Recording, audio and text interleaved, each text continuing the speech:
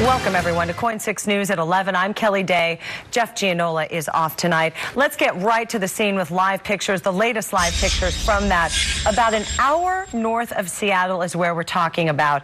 That collapse happened just after 7 o'clock tonight, and we do know that 3 people were pulled from the water. There are no deaths in connection with the accident right now, thankfully, and you can see there are still plenty of people on scene. The section of that bridge that collapsed goes right over the Skagit River in Mount Vernon, Washington. Cars and people plunged into the river after this I-5 bridge collapsed north of Seattle. It was shortly before 7 tonight in the city of Mount Vernon. A rescue boat pulled 3 people from the water, and they were taken to local hospitals. The Washington State Patrol says no one was killed. A heavily damaged red car and a pickup were also seen in the water. Crowds of people lined the river to watch this scene unfold, and the official cause of the collapse is still unknown. However, witnesses say that a semi-truck with an oversized load may have hit a girder on the bridge seconds before it collapsed. State officials confirmed that to our Seattle affiliate. Yes, that means something was a little bit too tall, a little bit too wide, potentially striking some of the critical structure support and causing this bridge to collapse. That truck sitting on the side of the road is now part of the investigation into how an interstate bridge could fall into the river below. The pictures are just unreal. Now let's take a closer look at that bridge itself. Cor Harlan is here now with more on the inspection history up there. Cor? Well, Kelly, this right here is a list of Washington State's structurally deficient bridge list, and the Skagit River Bridge is on there. It's 675 feet in length, built in 1953, about 75 feet shorter, actually, than downtown Portland's Morrison Bridge. To give you an idea of the kind of bridge this is, it is similar in design to the I-5 bridge over the Columbia River here in the metro area. Of course, that bridge is much longer of a span there. Now, a 2-year-old state inspection of the Skagit Bridge shows it did have a deficient deck surface. Now, that could have meant the lanes were not wide enough, or there simply wasn't enough clearance for large vehicles by today's standards. Not uncommon for a lot of bridges in Washington State, and it does not necessarily mean that that bridge is unsafe. Now, locally, we found only one Clark County bridge similar to the Skagit Bridge. That is on the structurally deficient bridges list. It spans the East Fork of the Lewis River. That is just south of Woodland on I-5. And Kelly, that bridge is actually slated and been prioritized to be replaced. Kelly? Cor, thank you. And stay with us for the very latest on that bridge collapse. Of course, we'll bring you any updates as we get them in on KOIN 6 News beginning at 5 a.m. tomorrow, and also on our website, KOIN.com. And some more breaking news tonight out of Northern California. A 5.7 magnitude earthquake has struck near Greenville. There are reports tonight that people felt that quake, though, as far away as downtown Sacramento, which is about 145 miles south of the epicenter. Right now, though, we have no reports of damage from that earthquake in Northern California. And the holiday weekend is almost here. We're being told to get ready for a soggy one, but will it be a total washout? We do have team coverage tonight, beginning with Jolie Winaga live along the downtown waterfront, where the Rose Festival's City Fair opens tomorrow. Joel? Hi, Kel. What a mess inside City Fair right now. A muddy mess. But, you know, Rose Fest officials, they made a $100,000 upgrade for a sand-based ground, which means the ground will get drier. It just has to stop raining. In the meantime, holiday travelers everywhere with the same message. Rain, rain, go away. Nothing but liquid sunshine this afternoon for campers at Shampooey State Park. Kind of a damper for you, though? Yeah, we wish it were sunny. We liked it, the weather a couple weeks ago when it was wonderful, but we knew it's Oregon. Oregon during Memorial Day weekend. Kimberly Taylor and her family got a head start setting up camp this afternoon in the pouring rain. You light a fire and you just hang out with your friends, just like if you were doing it in the sunshine. We play games inside. We cook outside. We have bacon in the morning. Meanwhile, a muddy mess as finishing touches go up. 24 hours before the Rose Festival's City Fair opens. But not to worry, say festival leaders. There's a lot of covered seating and covered areas in case the weather is inclement.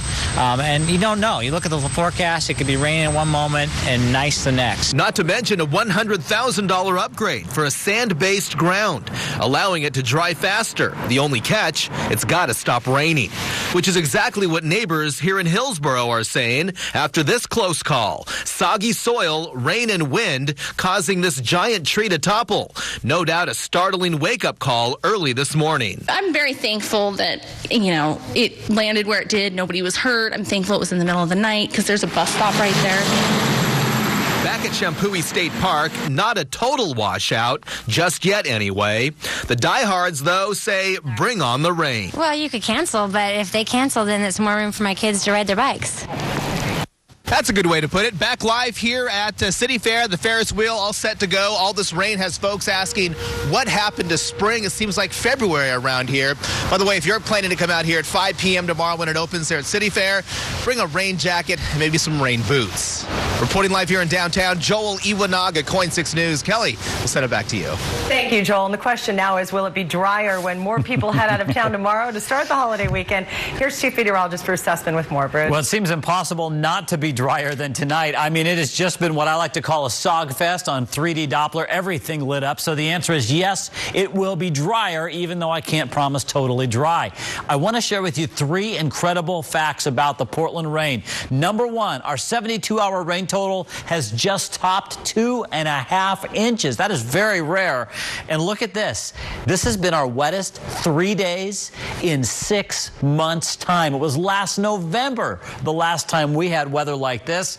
And one more fact for you, a wetter 3 days here than the entire month of February, or the entire month of March, or the entire month of April. I'm back in a few minutes, and I'm talking about how much longer for all this rain and cold. See you then, Kelly. All right. Thank you, Bruce. And the rain is partly to blame as well for a sewage spill into the Willamette River. Now there's a warning not to touch the water. We've heard that before. The problem is we were supposed to fix that with your tax dollars. So why is it still happening? We're always investigating, and Cor Harlan tonight got some answers. Another year, another warning about sewage overflow into the Willamette. And now the city says not to come in contact with the water north of the Morrison Bridge. All of this after taxpayers spent more than $1 billion over the last 20 years to fix the problem. We've spent hundreds of millions of dollars, and I think the people's expectation was that there would be no more sewage overflow when we get heavy rain events and stuff like that in the river. It works, but it doesn't work 100% of the time. Portland Mayor Charlie Hales says the Big Pipe project has dramatically reduced sewage overflows into the river from an average of 50 a year in the early 90s to less than 5 as a result of the Big Pipe work. The other thing that this highlights is that we need to keep doing things to prevent the total volume from increasing. Those other things include building more areas that soak rainwater from rooftops and city streets into the ground and divert more rainwater towards streams, and in the process keeping it out of the sewer system. So our thinking about this has evolved, and we're trying to use those new, more natural approaches to prevent overloading the system. Now, the biggest underground sewage pipes are 22 feet in diameter. To give you an idea, that is large enough for a TriMet bus to drive through, but still not big enough to accommodate all of the sewage and the rain over the last 2 days. Investigators now are still trying to figure out what caused a fire at an Aloha townhome that trapped a family inside. And tonight we're hearing the frantic 911 calls from neighbors for the first time. She's screaming out the window, help, help, help. The whole complex is filled with smoke. Neighbors there were scrambling to grab a ladder, and they were trying to rescue the family of 3 that were trapped up on the 3rd floor. Firefighters did manage to get the mother, the father, and the son out when they arrived on scene. That mother was released from the hospital this afternoon, but right now the father is in critical condition, and his 11-year-old son is still in serious condition. And still developing tonight, the Boy Scouts of America votes to lift the ban on openly gay Scout members. Those who wanted to keep the ban say that being homosexual violates the Scouts' oath in which the boys vow to keep themselves morally straight. That change will go into effect on January 1st. A ban on openly gay adult leaders, though, is still in effect. And the local Boy Scouts chapter released a statement tonight on this vote. They say, quote, "While there will be many different opinions about the outcome of this resolution and its impact locally and nationally, we all agree that kids are better off when they are in scouting." Coming up, we dig into the past of a local police officer accused of child sex abuse and facing charges for food stamp fraud. How he got his job back years ago after he was fired for not reporting a crime. And KOIN gets answers about the power surge that blew meters right off the side of local homes.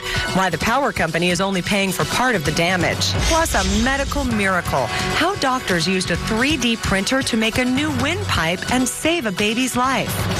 Well, we've almost made it to Memorial Day weekend, and I'm focusing in on the time when it's most likely to be dry. And the new law that could change the rules for pets on Amtrak trains coming up.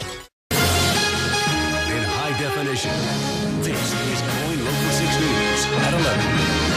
It was really scary. You never see that kind of stuff in real life. Holiday shoppers forced to run for their lives as a gunman opens fire at a busy mall. I heard about another 15, 16 shots, so Santa hit the deck. 2 gunned down, another victim fighting for her life. She said that the shooter looked at her and looked at the guy next to her and then pulled up and shot the guy next to her, and the guy dropped right to the ground. And the gunman dead at his own hands. Live team coverage of the deadly mall shooting starts now. It's 11 o'clock. Let's get right to it. I'm Jeff Gianola. And I'm Kelly Day. We have reporters covering every aspect of that deadly mall shooting, from the tense moments inside to what we know about the shooter and the victims. And our team coverage begins now with KOIN Local 6 reporter Casey Montoya. Well, Kelly, the situation is over, and officials now have switched into investigation mode. Clackamas County Sheriff Craig Roberts tells us tonight that officers had a big task, getting inside that mall, which is 1.4 million square feet, and finding an active shooter. And he also says they did it in record time. At this hour, detectives are still combing the mall, searching for anyone who could be inside. I work at a kiosk right in the middle of the mall, right below the food court. We heard about 6 shots at first, and the people scattered like crazy. Moments later, calls started flooding 911. As glass shattered inside Clackamas Town Center, employees and shoppers had to make a choice: run or take cover. First, a couple of shots. Then I wasn't too concerned, and then I heard about another 15, 16 shots. So Santa hit the deck. Others chose to get out. This cell phone video shows customers with their hands up being ushered out of the mall by police. Then I ran to the doors and held them open for everyone, made sure everyone got out. It sounded like it was right on the other side of the wall. Dozens of officers were on scene within minutes, shutting down the many exits of this massive mall, searching for victims and trying to track down the shooter. Investigators say 10,000 people were inside the mall at the time. I thought it was something dropping, but once it happens more than once, like 5, 6, 7 times, it wasn't something falling, so it was a gunshot, so we all went the opposite direction of where we should be going, or away from the gunshots. Officers found 3 victims before discovering the shooter had killed himself.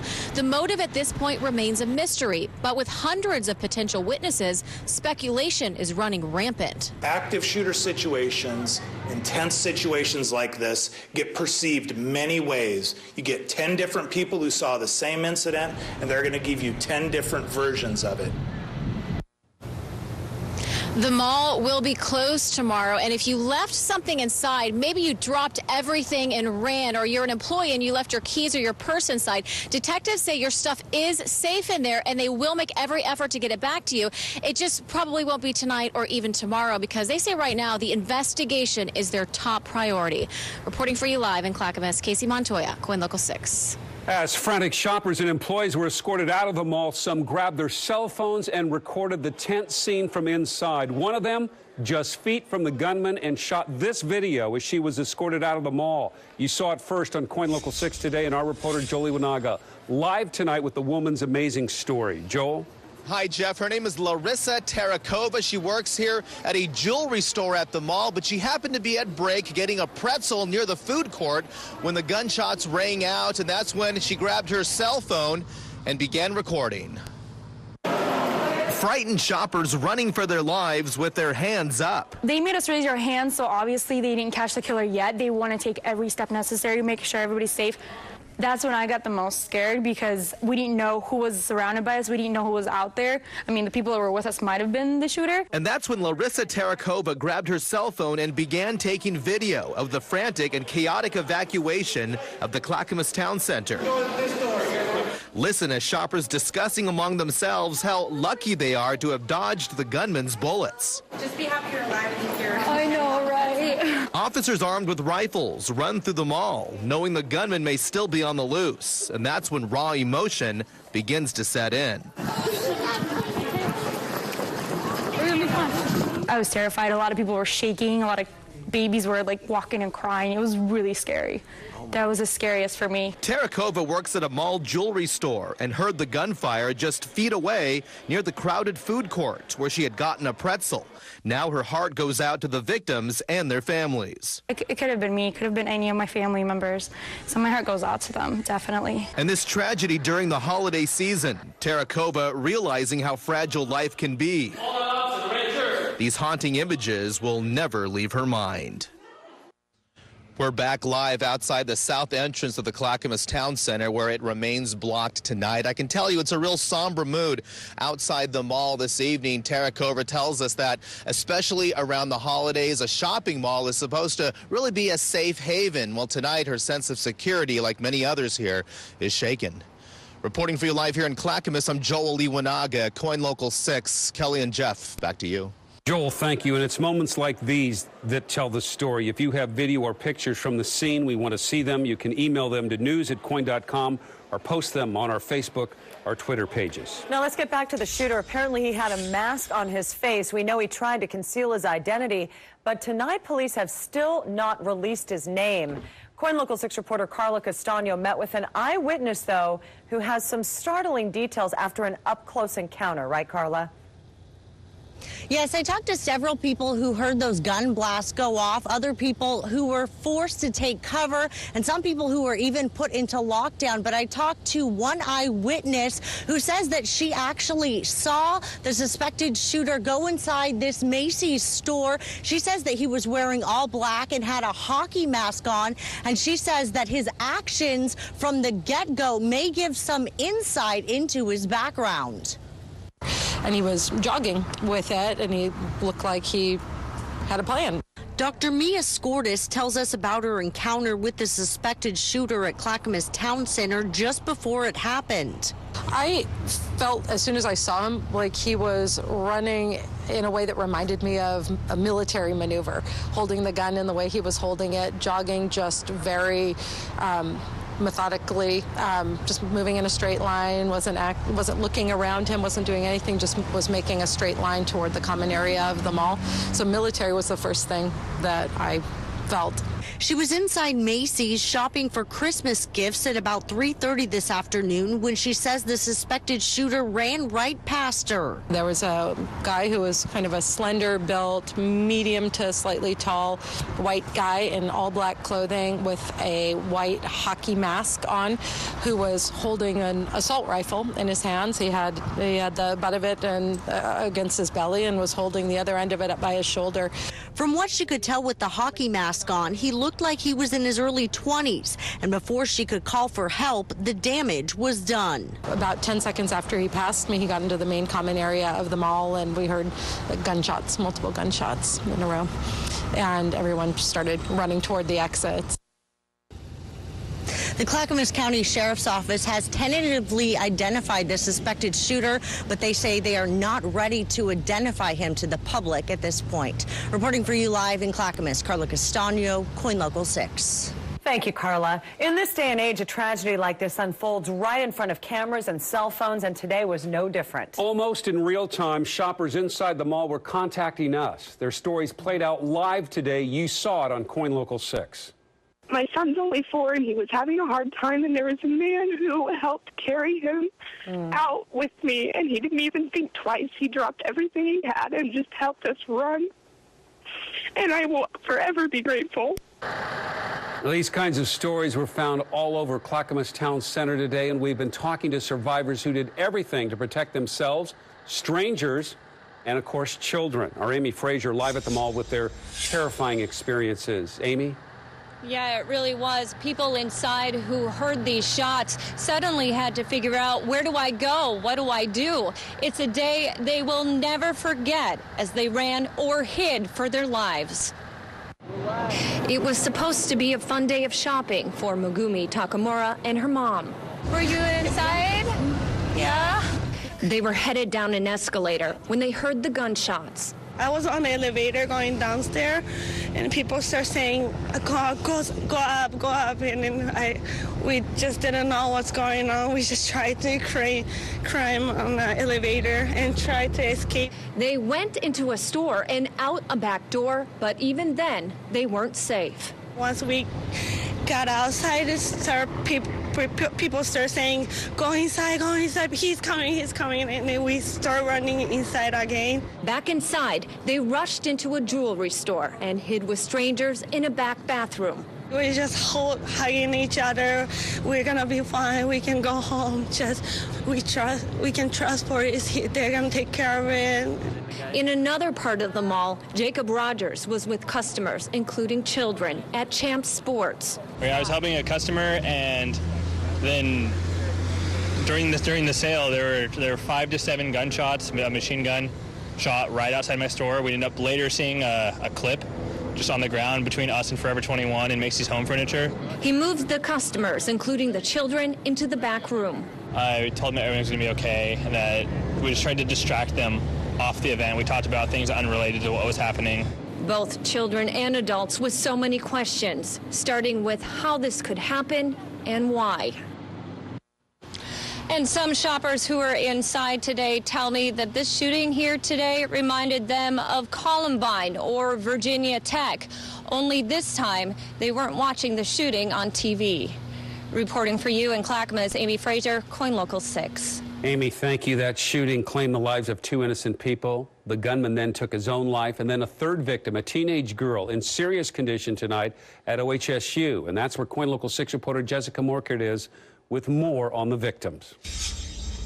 Doctors here at OHSU were prepared to accept multiple patients after that shooting at Clackamas Town Center this afternoon. Instead, they got just one, who arrived here just after 5 o'clock by ambulance. She sustained gunshot wounds, so she's in serious condition, but she did not require immediate operative care, so that's a good sign. In fact, the victim, a teenager, has been able to talk despite suffering from gunshot wounds at Clackamas Town Center. She did not need to go straight to the operating room, so she was triaged in our emergency room and taken to one of our intensive care units, where she is right now. The teen is one of 3 innocent people caught in the line of fire here. A witness who called into KOIN Local 6 describes one horrifying scene. I look over to my left outside the Best Buy store, and there's a lady that was shot in the chest. A woman possibly in her 40s, unconscious. Tony Charo describes how he stayed with her. Pretty soon a nurse come running over, and she helped me get her turned over, and then she started the chest compressions on her and started cutting her clothing away to get better access to her.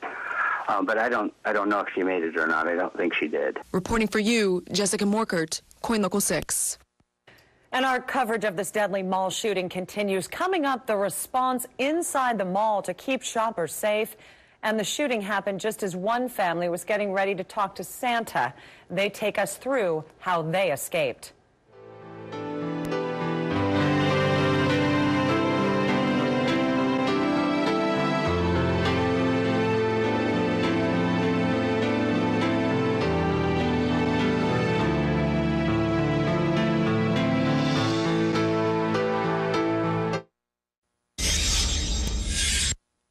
You're looking live at Clackamas Town Center tonight, where all is quiet once again, but here is the latest on today's deadly shooting. We've learned the mall will be closed tomorrow, and tonight mall officials offered their official condolences to the families. In all, 3 people are dead. That includes the shooter, a teenage girl also in serious condition tonight.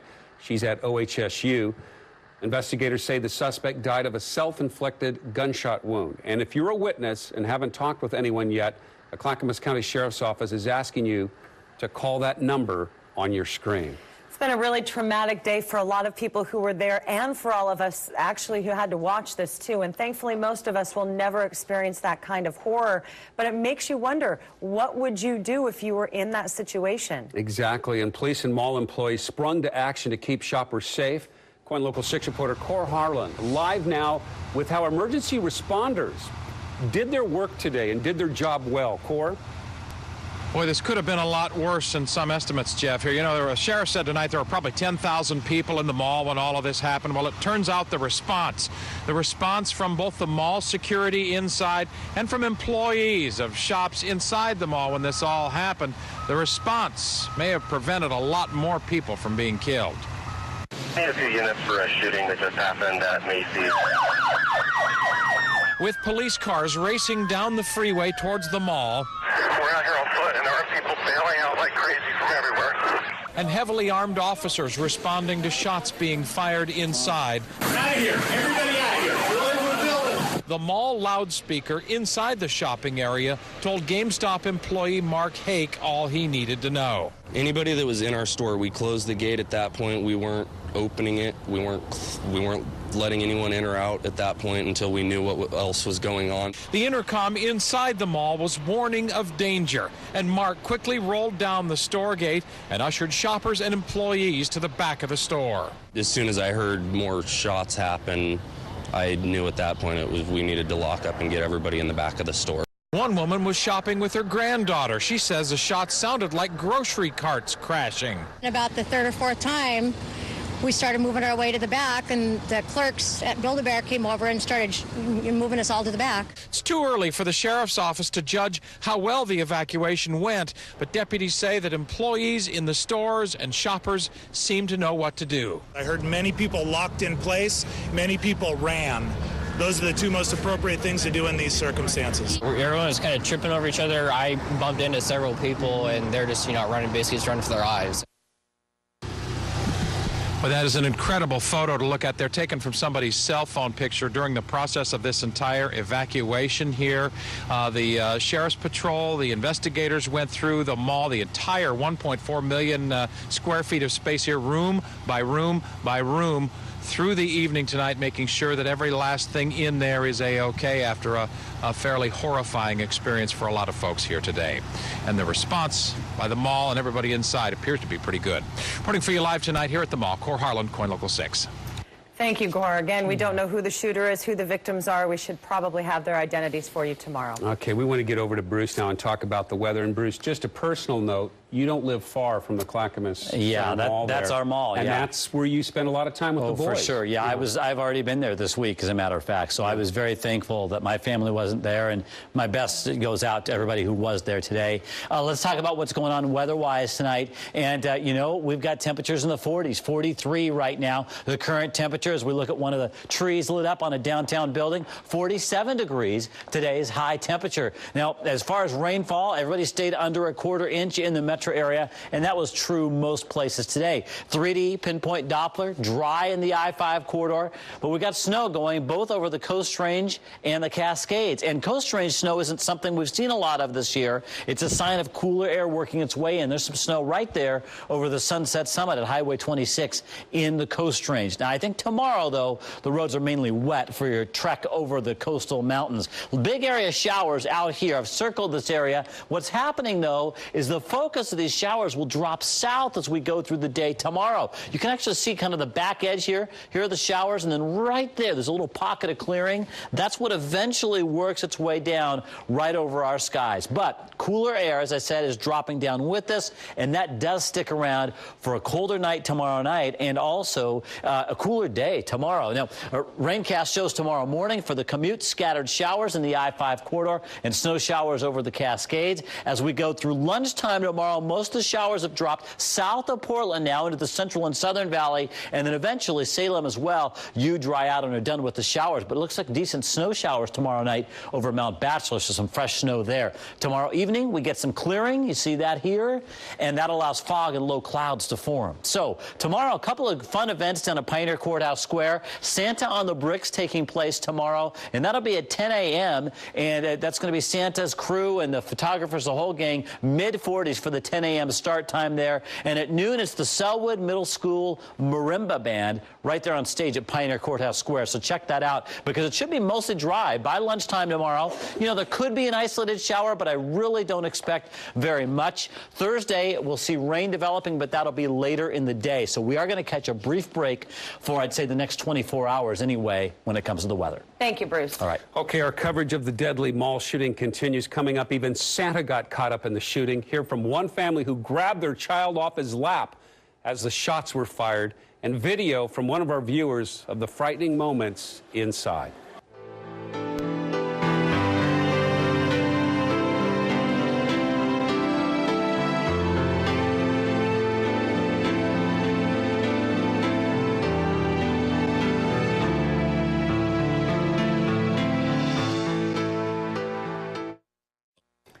That deadly shooting at Clackamas Town Center happened just as one family was sharing some moments with Santa. Their 11-month-old baby was in Santa's lap when the shots rang out. KOIN Local 6 reporter Tim Becker caught up with the family, safe in their home tonight in Gresham. Little Liliana Strohmeyer isn't even a year old, but you can bet her family will always remember her first Christmas. It's intense. It's like, how can you go from something so happy to something so serious and life-threatening? Sounded very near. Weston Strohmeyer heard the gunshots just as his 11-month-old finished taking pictures with the mall Santa. I was reaching for her to pick her up off Santa's lap when the first shot happened. Santa heard about first a couple of shots, then I wasn't too concerned. Then we heard more shots and I grabbed her off Santa's lap and we all ran. We heard about another 15, 16 shots, so Santa hit the deck. A KOIN Local 6 viewer shot this video sometime after the Strohmeyer family ran for safety. That's the thing I did, I just hit the floor and they ran. And I didn't want to run, I wanted to get out of the line of shot. While dozens of people were still inside, Liliana and her family had already made it to safety, running past other shoppers, many of them, they say, still unaware. I don't know if it was disbelief or ignorance. Maybe they didn't know what gunfire sounded like. I don't know, but it seemed like a lot more people should have been running. When I got up, everybody in the set was gone. I was there by myself. Santa can chuckle now, but the memorable moment the Strohmeyers shared with him is one they'd rather forget. Reporting for you in Gresham, Tim Becker, KOIN Local 6. Thank you, Tim. And our coverage of that deadly mall shooting continues. Remember, 2 people are dead, a third, including the gunman. And coming up, we take you inside for a first-hand account of the terrifying moments.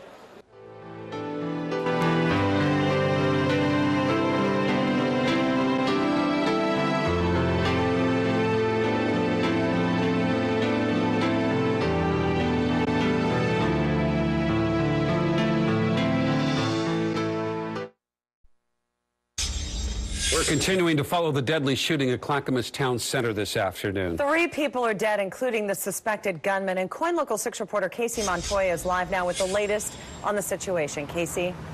Well, Clackamas County Sheriff's officials have been updating us pretty regularly throughout the night. The last time we spoke to them at 8:30, and that was the last update we're going to get until tomorrow morning. Now, they told us that at one point there were about 200 officers at the mall trying to get inside and get everything stabilized so they could find this shooter. They also told us tonight that they do tentatively know the identity of the shooter, but they're not going to release that name to us until they are 100% sure. Now, there are many questions that are unanswered tonight, especially the motive of all this. Officers say they still want to talk to everyone who was there and witnessed this so they can piece together this huge puzzle. Jeff and Kelly. Casey, thank you. During that frantic evacuation, some grabbed their cell phones to record the harrowing escape from the mall.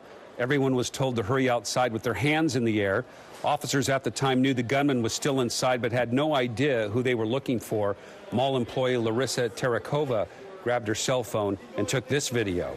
And stay with KOIN Local 6 for the very latest on this deadly mall shooting. Of course, we're still working to learn more about the suspected gunman and a possible motive. And we're also continuing to check on the victim tonight in serious condition, an 18-year-old woman who's being treated at OHSU.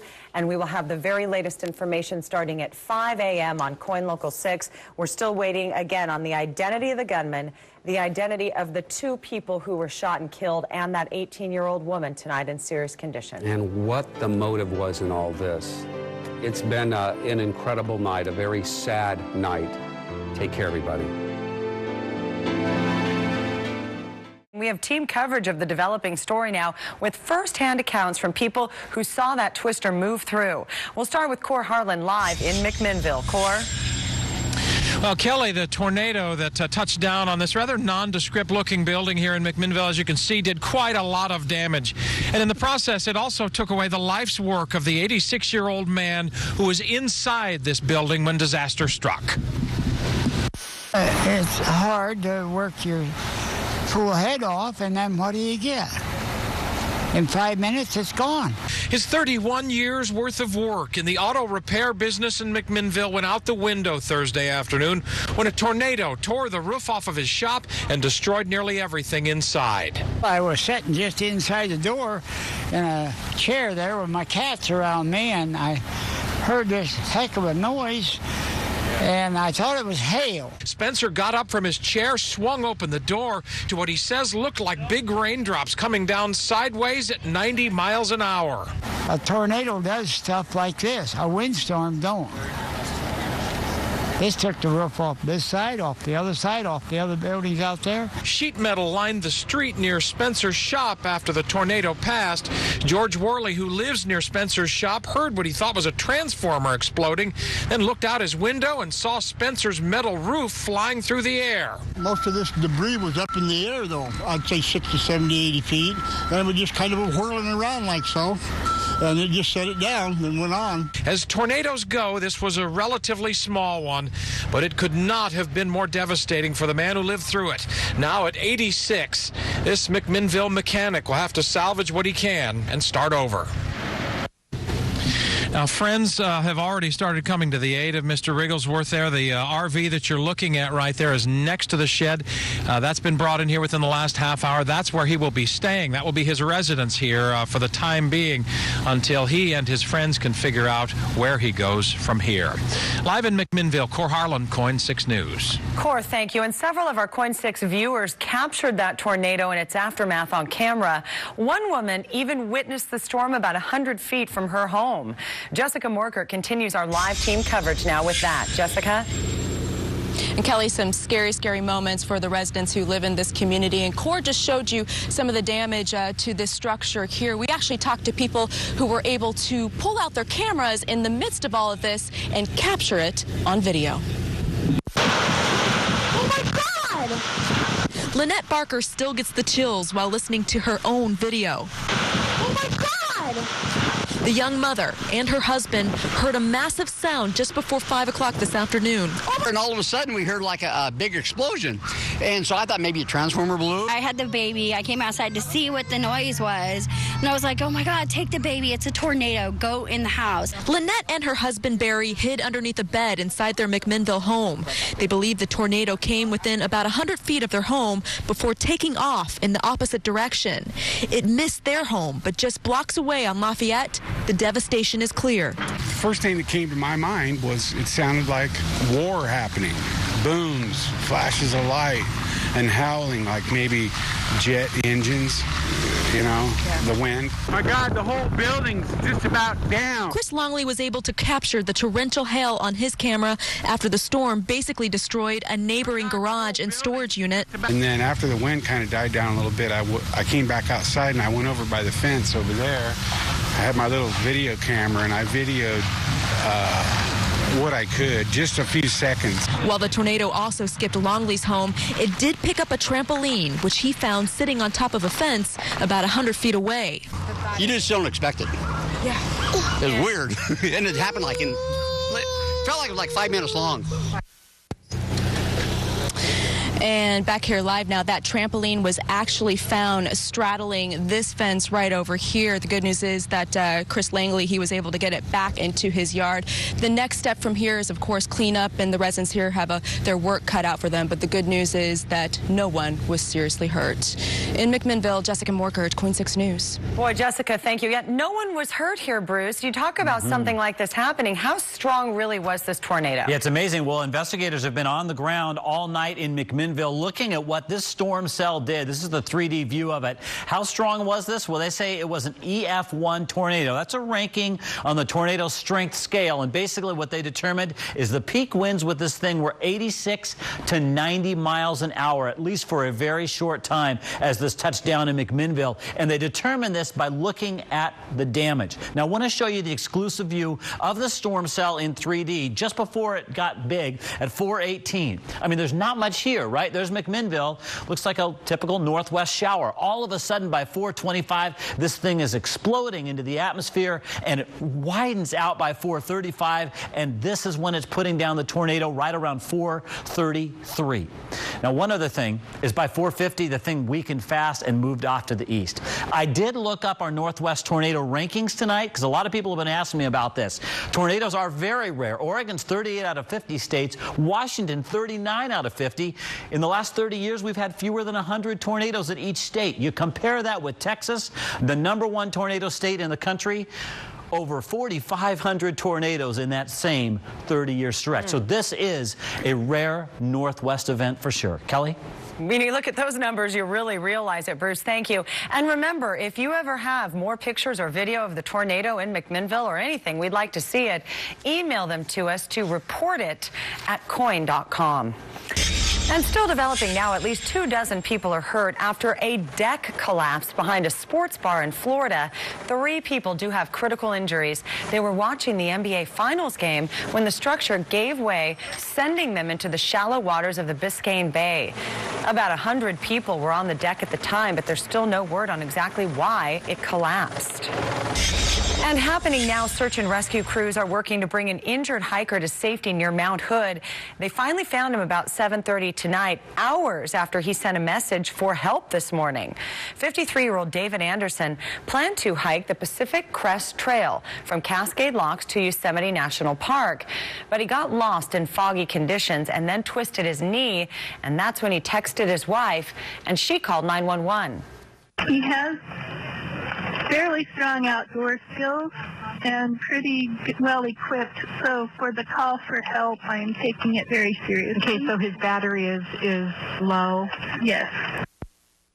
Crews did find Anderson near the Paradise Park shelter on the Paradise Park Trail using his cell phone coordinates, and they say Anderson is walking out on his own with them, but he's not down quite yet. New at 11 now, loud music, stiff drinks, and fire danger. Portland fire inspectors say that some Old Town nightclubs could be death traps if a fire breaks out. Joel Iwanaga is live now in Old Town with more details on the danger here. Joel? Kelly, good evening to you. The big question tonight, how close are we to a deadly nightclub fire that we've seen around the country? Could it happen here in Old Town? Well, at least 2 buildings here in Old Town are far from a fire code. That threat, very real. Don't think fire danger isn't on the club goers' minds here in Old Town. So many people get packed in there. Something happens, a lot of them aren't going to make it out. For example, the Synod House, which houses the barrel room on the first floor, was labeled inherently dangerous by city fire inspectors because of the old construction of the building. Firefighters are warned that fire would spread rapidly if flames broke out. One of our biggest concerns is if there were an emergency, could people get out of a building? Which is the criteria the Portland Fire Bureau uses to determine the safety of these old and often dilapidated buildings, even though they are deemed fire hazards. And here at the barrel room, they maintain proper exiting so that we're sure they can get out okay, then we're good with that. City fire inspectors say as long as the exits are clear and the clubs stay within capacity, they should be okay. But those who frequent the Old Town scene aren't so sure. And it's scary because you think, there's a way in, and if something happens, you have to ask yourself, how am I going to get out? So, it's scary, and it should not be legal, definitely. Tracy Trujillo asks why the city would allow these nightclubs to stay open that are not up to fire code. The fire marshal says as long as people do not go upstairs and club operators stay within occupancy, everyone should be safe. It's really for the protection of the firefighters. They respond to a building on fire.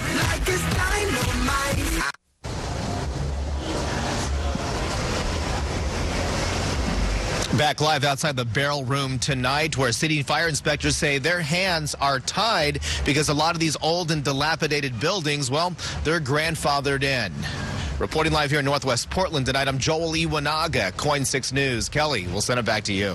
Thank you, Joel. The most destructive wildfire in Colorado history is only 5% contained tonight.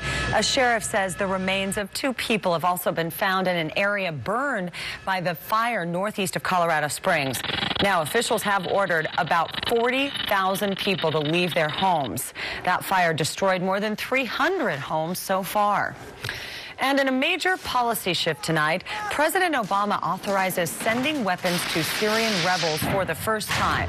The White House says this decision is in response to confirmation by U.S. intelligence that Syria's president used chemical weapons against the rebel fighters who were trying to end his dictatorship. U.S. security officials say President Obama has not made a decision about a no-fly zone and is opposed to putting U.S. forces on the ground in Syria. Still to come now at 11 for you. Parents are outraged. They say their kids are forced to walk by a massage parlor offering rub downs on the way home from school. It's a story you'll see only on 6. Plus, a dangerous prank with a big price tag. Help, I just turned my boat over. I need help. I need help. I need help. I just turned my boat over. We find out how much these phony distress calls to the Coast Guard are costing you. And forget frequent flyer miles and discount clubs. Details on a new airline that lets you fly as much as you want for 1 monthly fee coming up. And we talked a lot about that McMinnville tornado, but coming up in your complete forecast, I have pictures of funnel clouds over Hillsboro and near Oregon State today. Plus, in the forecast, I'm excited to tell you about a return to sunny and warm weather. See you in a few minutes.